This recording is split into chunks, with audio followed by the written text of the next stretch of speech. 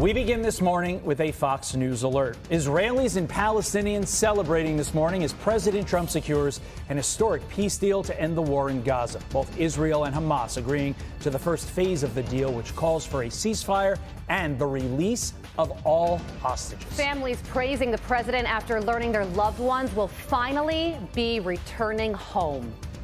What do you guys have to say to President Trump? Thank you. We trust you'll fulfill the mission until every hostage, every 48 of the hostages are home. And our commander-in-chief confident the deal paves the way for peace in the Middle East. Surrounding have all signed. I mean, they're all signed up, and it's been really an amazing period of time, and so great for Israel, so great for Muslims, for the Arab countries. And so great for this country, for the United States of America, and that we could be involved in, making a deal like this happen, because it was, many years they talked about peace in the Middle East. This is more than Gaza. This is peace in the Middle East, and it's an incredible thing. But it is not a done deal just yet. Hamas still has to hold up its end of the bargain. An expert on foreign relations weighs in just a few minutes. You are watching Fox and Friends First on this historic Thursday morning. I'm Carly Shimkus. And I'm Todd Pyro. First, let's turn it over to Steve Harrigan with the latest on the ground in Tel Aviv. Steve. Todd, people woke up across Israel to some very good news this morning. President Trump announcing that historic peace deal between Israel and Hamas that will free all 48 hostages. It's estimated that 20 of those hostages still alive. The president saying he expects those hostages to be set free on Monday. Terrible situation.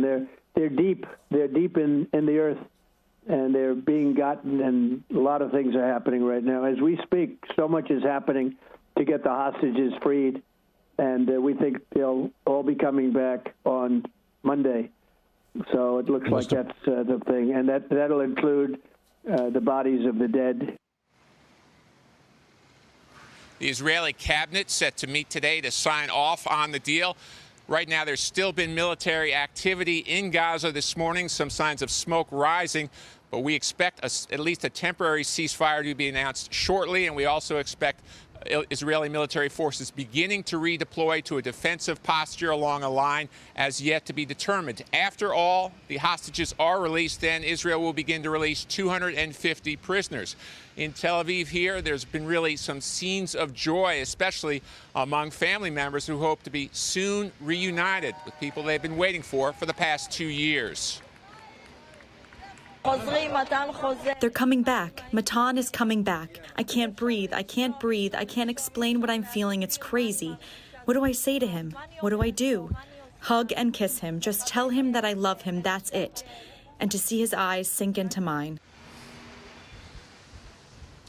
In the longer term of this deal, some challenges still remain. Disarming Hamas is a key one. Also, Hamas may still want to try and play a role in future governance of Gaza. That's something Israel says is not going to happen. We expect President Trump to come to the region, to come here over the weekend to witness the signing of the peace deal and also the release of the hostages, which his administration has done so much to engineer. Guys, back to you. Steve, give us a sense of what it's like in Israel right now. It feels like a special day here in the United States. I can only imagine what it's like walking around the streets of Tel Aviv.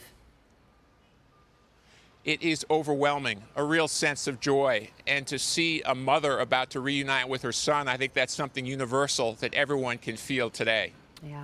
And the fact that the president could be in Israel to witness the signing of this peace deal and also the release of the hostages will be one of the most historic moments of his or any presidency. So we will certainly be watching out for more news on that. Steve Harrigan live for us in Tel Aviv.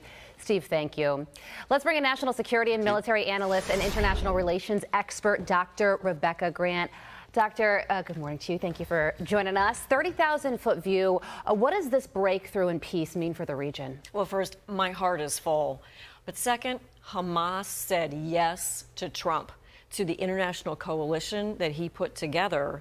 And this is a way forward. So get ready for a new Gaza with aid, with economic redevelopment, and then a much stronger basis for peace. The behind-the-scenes negotiations to get this ceasefire and this hostage release are also the momentum for great things in the Middle East going forward. We do have to remember we are dealing with a terrorist organization.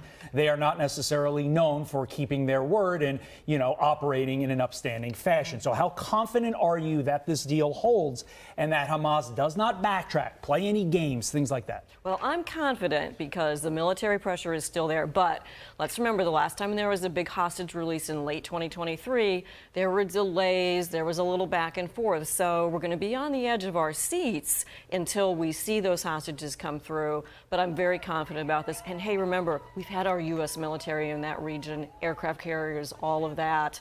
It's great to see this period coming to a close so successfully. And when it comes to who governs Gaza, the president said that there's going to be a board of peace that he and Tony Blair will be a part of. What do you think about that? And who do you think ultimately governs over this region? Oh, excellent question. I love the Board of Peace.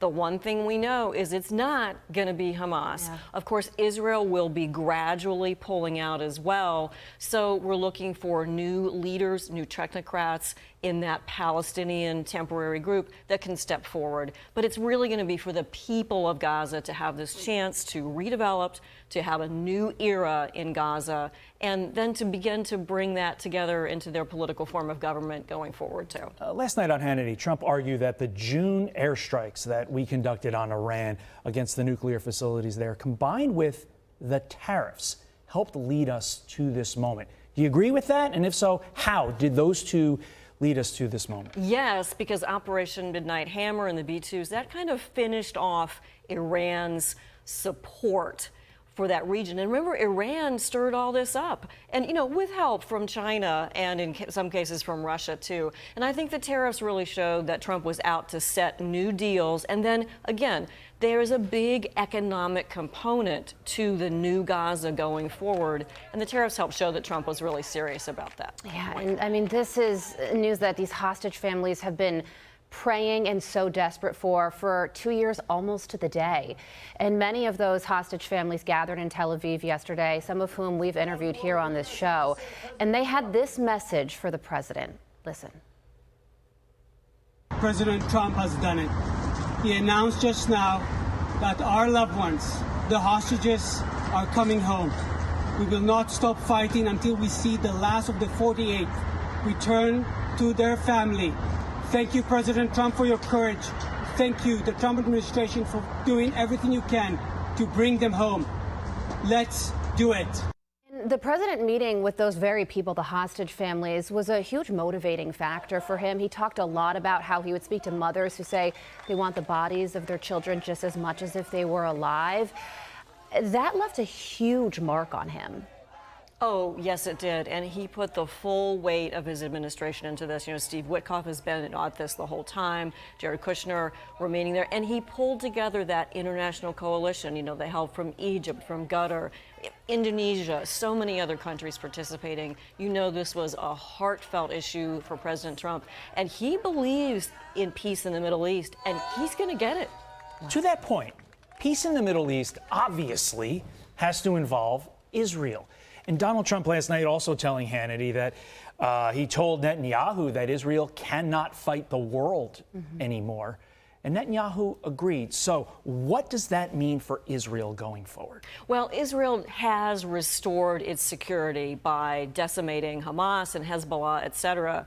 But Trump is saying, let's look to the next chapter. Let's continue with frameworks like the Abraham Accords. Let's look at a new era, perhaps, for Israel as well as for Gaza. And you just heard Steve say that President Trump is expected to come to Israel this weekend for the peace deal signing and witnessing the release of those hostages. Dr. Grant, can you imagine what those images will be like of these hostages back in the arms of their family members and President Trump there to witness it all? I can't wait to see those images, and I'm so glad that he will be there because Israel really is such a strong ally, and it's great if he goes there for that. And it feels like you're holding your breath until it happens, right? In your heart of hearts, though, when October 7th happened 2 years ago, and the intervening years, did you think that we would see this moment, see that celebration, and potentially fingers crossed, prayers to God, what we hopefully will see early next week. Right, and really a fresh chance without the power of Iran and with all the terrorist organizations degraded. I hoped, but I am amazed at what has been achieved. But, you know, Hamas gave up their leverage. They said that they're going to give up the 20 living and 28 dead. Why would they do that? Was that because of all of this international pressure on them? Oh, absolutely. We knew that states in the region were tired of Hamas and their shenanigans, tired of what Iran was doing. And finally, the right people behind the scenes and quietly, again, from Qatar, Egypt, so many others, Saudi Arabia, so many others, put that pressure on to say, look, you're defeated. That's the end of the road. They had their chance in Gaza. They're out, and it's going to be a new future for Gaza and for the whole region. I don't think we can say the phrase "an historic morning" enough, because this truly is something that goes beyond years. It goes beyond decades. In many instances, this goes beyond centuries and millennia. The context of this is almost too difficult to really comprehend and to put into context. Your thoughts on that? All our lives, we've watched so many U.S. presidents struggle for peace in the Middle East, from the Camp David Accords in the 70s right on through. And today we are seeing truly the beginning of a new chapter. Security for Israel, prosperity all around the region, and that's what's different with Trump. He wants that prosperity to really secure that region's future. That's right. And President Trump also said that the very difficult decision of going into Iran and bombing those 3 nuclear facilities is one of the things that facilitated this moment of peace through strength. Dr. Grant, thank you so much for joining us. Thank you.